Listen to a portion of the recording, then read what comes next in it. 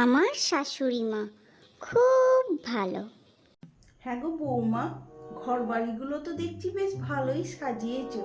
তা তোমার বেশ রুচিবোধ আছে। বাহ বাহ, আমার খুব ভালো লেগেছে।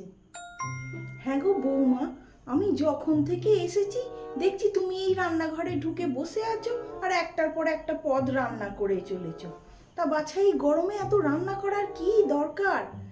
একটা দুটো পদ রান্না করে তো ছেড়ে দিতে পারতে। আর না হলে ওই তোমাদের অনলাইনে খাবার অর্ডার দেওয়া, তাই নয় দিয়ে দিতে। এতদিন পর এলাম, কোথায় শাশুড়ি বৌমায় দুটো গল্প করব, তা নয় রান্নাঘরে ঢুকে বসে আছো। ছেড়ে দাও ছেড়ে দাও, চলে এসো। হ্যাঁ গো বৌমা, যখন থেকে এসেছি দেখছি তুমি একা হাতেই সংসারের সব কাজ করে চলেছো।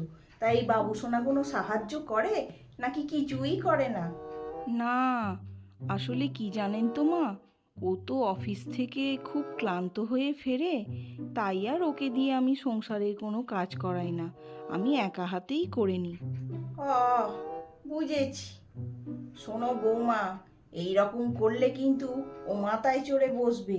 তোমার শ্বশুর মশাই এখনো আমাকে অনেক সংসারের কাজে সাহায্য করে, বুঝেছো? বাবু সোনাকেও এখন থেকে একটু করে অভ্যেস করাও। আর কি বা করে, অফিস থেকে এসে ওই তো সব ভিন দেশের খেলা খুলে বসে পড়ে। তা তোমাকে যদি সংসারের দুটো কাজে সাহায্য করে, তাতে কি এমন ক্ষতি হয়েছে বাবু? পরবর্তীকালে না খুব সমস্যায় পড়বে, বুঝেছো? আমার কথাটা মনে রেখো। সত্যি মা, আপনি না খুব ভালো। আপনার মতো শাশুড়ি যেন প্রতি ঘরে ঘরে হয়।